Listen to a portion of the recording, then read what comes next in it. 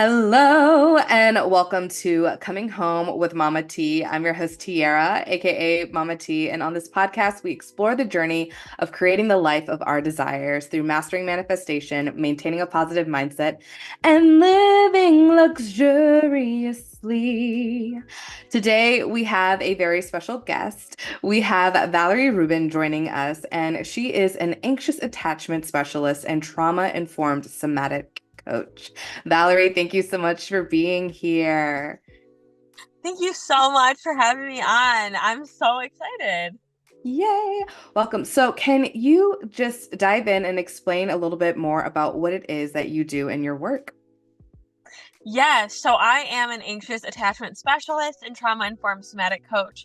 So I really help people who are anxious in relationships and in dating so that they can move from attracting emotionally unavailable people to meeting a healthy, secure partner and just really reducing anxiety all around. Ooh, I love that. And how did you find this work?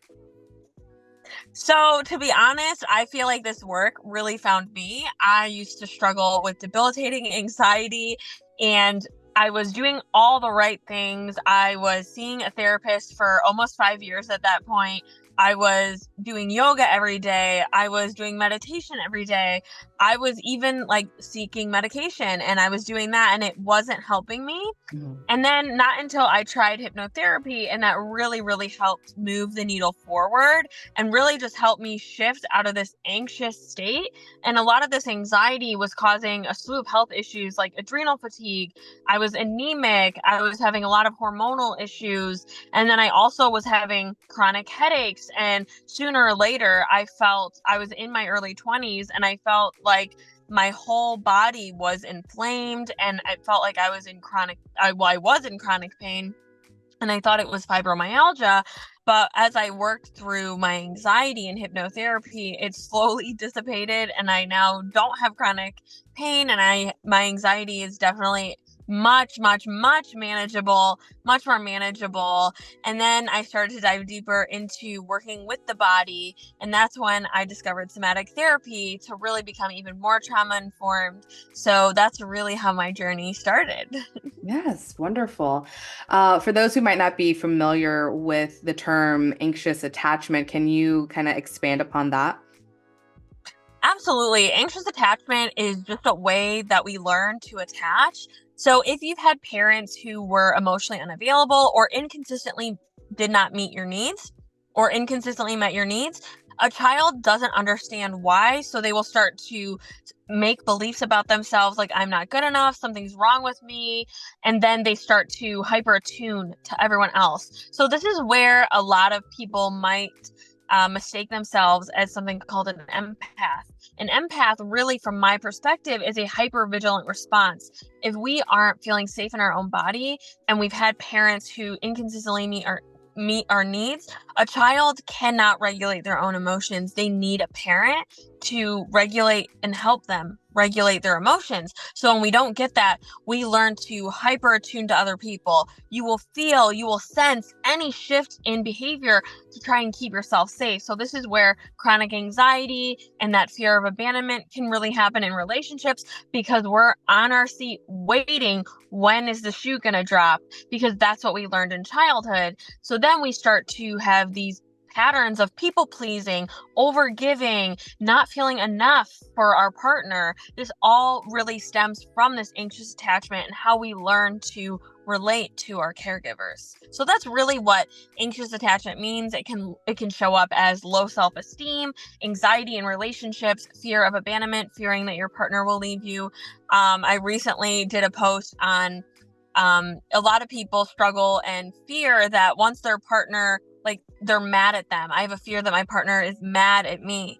And so how this can look like in dating is a lot of people will see that their partner is on social media, but they're not answering their text messages.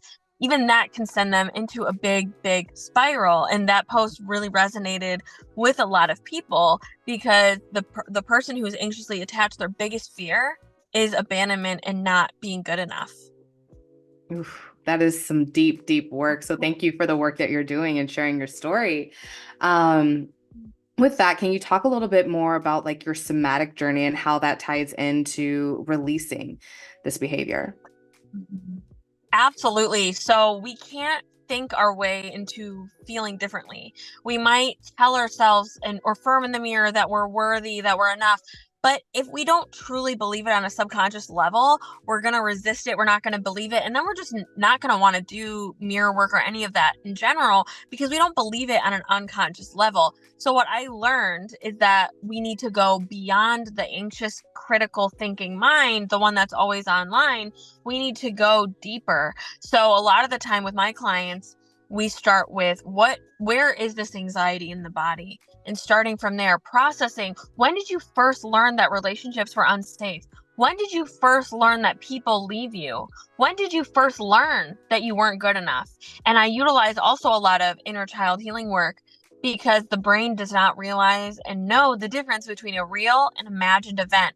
So when we are going back to these memories or scenes in our mind where we first started to feel that abandonment or not feel good enough, you then become that higher adult self. You also are coming in and we are rescuing that younger child. What did you need to hear at that time? What did you need? A lot of the time, it's just a hug. It's to know that it wasn't my fault. It's to know that I am good enough because a child doesn't have access to their logical mind. So even if you might have like fantastic parents, maybe it could even be as small. What could be traumatic to you is your father gave your sister a balloon and not you. But he might have thought, oh, you would pop it or hurt yourself if you touch this balloon. But now you started to believe that you weren't good enough. So Mhm. what I do in somatic work is really learn how we acquired these beliefs that we're not good enough, that you're not good enough, or you're not worthy of love. Because every single baby is born worthy, confident, and secure. You won't see a baby not crying when they're hungry because they are Yeah. connected to their body, they're connected to what they need, and they will cry and they don't care if they wake you up at 3 in the morning. So I help clients do that through somatic work by figuring out where did that first begin? Because we can't think our way out of an anxious response. We have to work in the body, through the body. Mm, I love that. And what does it kind of look like to work within the body? Yeah, so I have a different modalities. So I'll just start with nervous system regulation. So we have four different states of the nervous system. We have fight, flight, freeze, and fawn. Fawning is people pleasing and codependency. Fight is that anger. Freeze looks like depressed or shut down state. And then flight is anxiety and OCD like symptoms. So for nervous system regulation, why I use that is because it's getting into the body. So if we're in an anxious state, someone might tell us to calm down, but our body does not feel safe.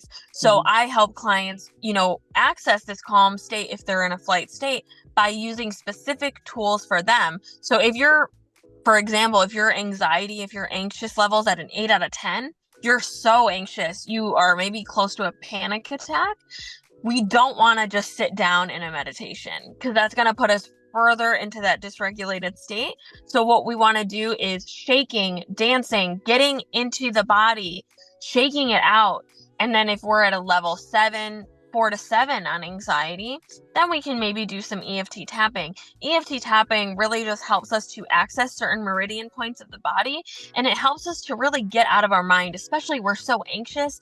It really helps to just tap onto these points because it's giving that extra energy somewhere to go. It's giving that angst feelings of almost like desperation, like I need this to Mhm. go away. It's helping move that energy. So that's one way for anxiety, for nervous system regulation. And so for a depressed state, for example, we want to go very, very, very slow with ourselves. We want to be very gentle with ourselves. So when we're in a depressed state, I also would not recommend like a sitting down meditation because if we are already in a free state, we're lacking energy, we're not feeling motivated, we're not feeling good about ourselves when we're in a free state. We're feeling like everything's hopeless, nothing's ever going to change. And so, first, noticing what is my self talk? Is it that hopeless state? Okay, a lot of the times I utilize some somatic tools, somatic movements like hip circles, rocking our hips back and forth, doing up and down motions of our arms. This really signals to the body that we are safe, especially utilizing self touch. And then for the freeze response, I recommend faster breath work. So, like the breath of fire or breath work from Wim Hof. That's going to mobilize that energy, give us more of that energy so that we're feeling more motivated, we're feeling more energized. So that's a way, that's just one aspect of my work of somatic work is the nervous system regulation. Another one is somatic parts work. So somatic parts work is really finding these different parts of ourselves that need love and care. So a lot of my clients struggle with overgiving, overfunctioning, people pleasing, fawning, doing, they're making their partner, dinner after they worked a 12-hour shift and they're exhausted, but they're doing this because a younger part of them doesn't feel worthy. So it's trying to overgive to compensate for that. So what we're doing with this somatic work is we're noticing, okay, what's showing up in your body when you are exhausted and you feel this need to people please, you feel this need to make your partner dinner even when you're overworked and tired. So where does that show up in your body? I'm noticing as you say that tension in my back, there's a knot in my stomach. I'm noticing some pressure in my chest. Then sitting with that, seeing what those sensations, okay, what emotions are there? Emotions are there, sadness, fear, guilt, processing some of that, working through that. And then, when is also the first time that you first started to notice this pattern? And then figuring out what's the role, function, purpose, and intention of this people pleasing. A lot of it is to protect myself from pain, protect myself from rejection, fearing abandonment. What was causing you to feel that way? Oh, my dad, abandoned me, or he left, or my dad yelled at me when I was 4 and this made me feel like I was not good enough. So now I'm people pleasing to overcompensate from that. And then there's that inner child work to reparent that. And then I utilize some breath work and some somatic movement to help release some of those emotions that are stuck in the body so that this role now doesn't feel it needs to show up in its people pleasing role anymore, because now we have a different role. We also give it a new role. Okay, maybe this new role is a coach, a nurturer instead. So now you don't feel the need to people please anymore, and you can see where it came from, and then we released it. Oof, that's amazing and so powerful. So thank you for that work. Yeah. And such a Yeah, I beautiful have a few description. more. Thank Yeah. you. I have a few more, but I don't want to bore you. I know I'm going a lot into the scientific stuff. I love it. I love it. Keep it coming. Okay, great. Awesome.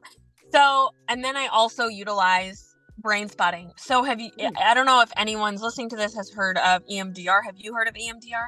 I've heard of EMDR, but I'm not like super familiar with it. Okay, awesome. So for those listening, EMDR, it's basically like helping you through trauma. It's a form of trauma therapy. So what you do is you're stimulating your eyes back and forth. You're either looking at a finger or a pointer. You're utilizing bilateral stimulation as you're bringing up a past memory that might have been that was traumatic or caused you to believe something faulty about yourself. So it's really similar with brain spotting, but instead of looking at this pointer back and forth, we have a pointer. And basically with brain spotting, the whole notion is where you look alters how your nervous system feels. So you might be in a conversation with someone and you realize they're looking to the right, they're looking to the left. That's because their body is processing something. So when we can so how that kind of works in action, let's just say this fear of abandonment, for example. A client comes to me with a fear of abandonment. Okay, first, objectively noticing when you feel this fear of abandonment when your partner leaves for a work trip, what are you noticing in your body? I'm noticing my heart's racing. I'm noticing I'm sweating. I'm noticing tension in my stomach, in my back. My stomach starting to get all in knots. Okay, so now I'm using a pointer across their visual field. And as I'm moving this pointer across their physical field in their eye field, then it will amplify these sensations once they get to a certain point. And when these sensations are amplified, it can feel intense, but then this is processing deeper parts of your subcortical brain. It's ultimately processing trauma. And then I also utilize bilateral music to help process these emotions. It's basically processing these past memories and just helping these emotions get unstuck because it's stuck in the body. And so it really helps to really move this energy and beliefs that have been stored in your body for 20, 30 years. Oh, wow. Yeah, it brings up, I always use the analogy of a deer, right? Like if we're driving down the road and a deer comes out into the road, and it makes it across, like we almost hit it, but it's like, and then it like runs across to the other side, and you will notice that the deer just shakes and it's getting rid of that whole situation, that traumatic accentuation about almost being hit by a car, and then it moves on with its life and it goes and finds its grass or continues on and it like completely forgets about it. And meanwhile, we as humans, we're like, we don't have that same response and we hold on to each one of these things, whether it's conscious or subconscious. So this is just amazing work that we can step into. Yes, thank you so much. Absolutely, because we are just like animals. We naturally, a lot of the times in brain spotting sessions or some of my other somatic sessions, people will be like, oh, I'm feeling like I want to shake. I want to move in this way. The body knows what's best. Trauma gets stored in our tissues and our fascia. So moving it out of the body, shaking it out. But instead, if you've been invalidated your whole life, this intuition of your body, it kind of turns off. And then you start to tell yourself, I shouldn't feel this way. Why am I emotional? What's wrong with me? I shouldn't feel this. And then that gets the trauma to be stuck in the body. Mm. Oh yeah. The shoulds. We should all Yes. over ourselves. Yes, absolutely. And that's just what keeps us stuck and then in shame spirals, because we all have things that we need to do. But if we're shitting on ourselves all day long, well, that's just a sign that you're in freeze or you've just internalized your critical parent. But, when we can really listen to our body and our emotions, our sensations, that's when we can really learn what is good and what is in alignment and what is not in alignment with our truest desires.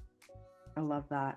So for someone who's like maybe just leaning into this work, they're getting into our community or world and they're like, okay, this sounds great and I want to start working on myself now. What is like one thing that they could do like today in this moment to really pay attention to their body more? Absolutely. Fabulous question. I really think it's connecting to your emotions and sensations, even for 1 minute. Even tuning into your body, you could do this with your eyes open or closed. What am I noticing in my body? Taking a body scan.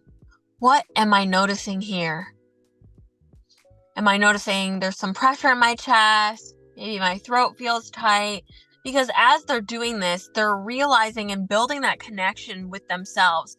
And especially if they're noticing, oh, maybe I'm feeling this way, this pressure in my chest more and more when I'm around my partner. What is this stemming from?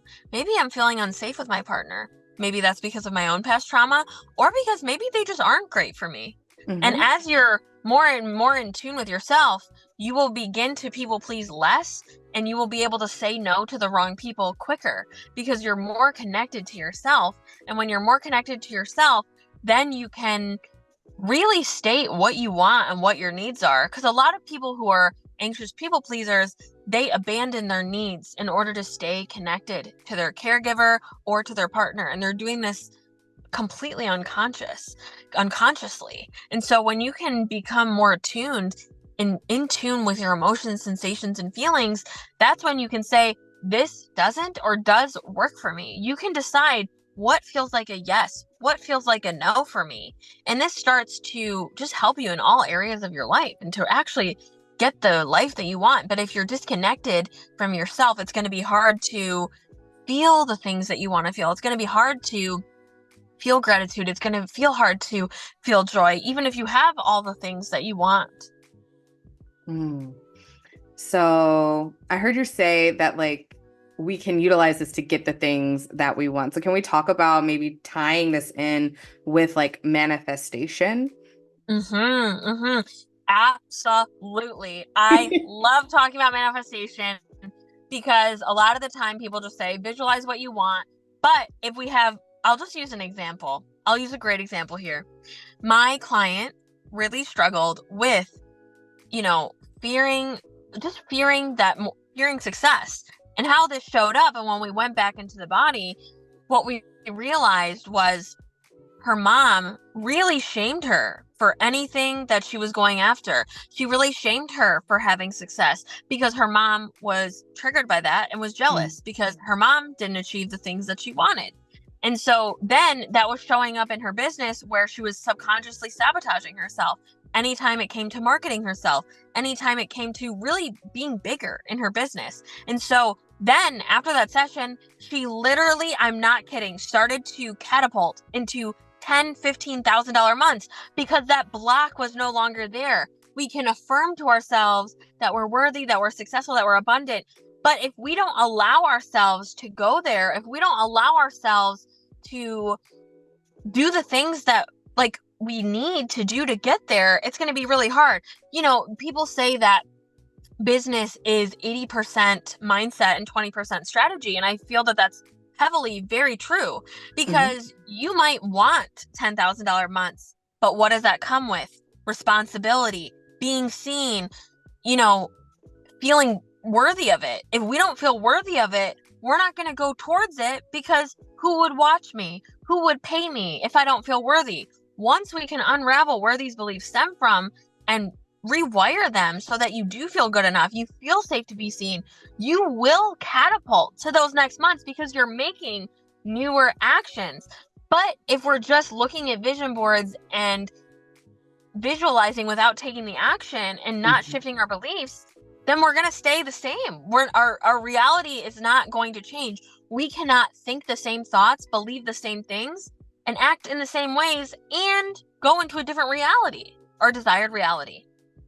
Oh, yes. So good. Yes. I like to say, like, it's the embodiment of the work is really what it is, right? So like we have to release the old patterns, release the old mindset, the old belief structures, the limitations, let it all go so that we can step up and step into the versions of ourselves that are actually living the life that we're desiring. But that also means taking the action from it. We can, like, I love to say, you can't just like sit on the couch eating bonbons and expect everything to just fall into your lap. I mean, hey, if you are that great of a manifester, maybe it does, but I'm sure it's going to take a long time and you're not ready for it. You don't want to sit in meditation that long. Yes, absolutely. It's that embodiment. So good. So good. So for people who might be interested in working with you, where can they find you? Yeah, so they can find me on my Instagram.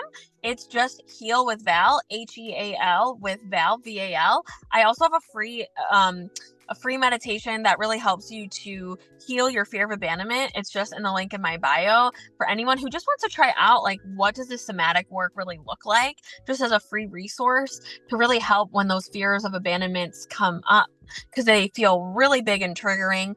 As well, they can find me on Facebook at Valerie Rubin, Valerie, Rubin, Rubin, or you can find me on my podcast as well. It's called the Anxiety Recovery Podcast with Valerie Rubin.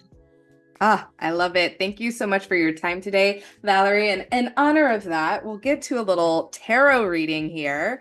So, do you have any, like, a specific question, or would you like a general message? I feel like for myself, I've been really wanting to manifest more success. That's been my intention. And next year, I've been really, really intending and working on a potential retreat, in-person retreat next year. So I would love just anything that pertains to success or anything like that. I love it. Okay, perfect.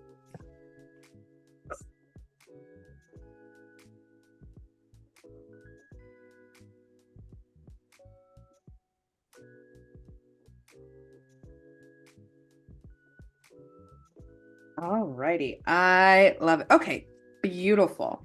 So in terms, we have the Five of Wands, we have the Seven of Swords, And we have the Knight of Wands. So I love it. I'm pulling from the Light Seers Tarot deck today.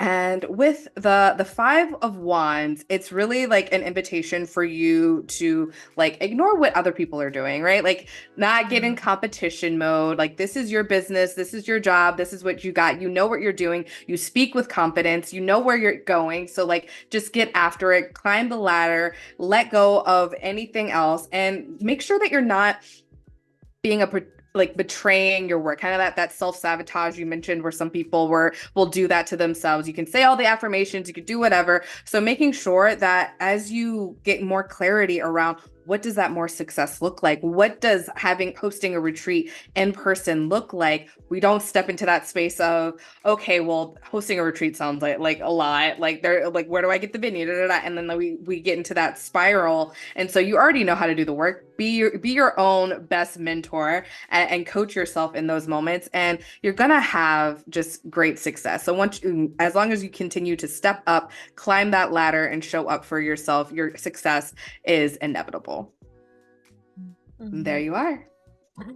Fabulous. Thank you so much. You are so welcome, Valerie. I so appreciate your time and your energy today. For those listening, please double check the show notes. You can get all the links that you need over there. And remember to like, share, subscribe. You can always go to www.mamateenergy.com to check out all the things that I've got going on, including our home membership community, where we focus on loving ourselves more so that we can manifest the life of our desires. And with that, ta ta for now.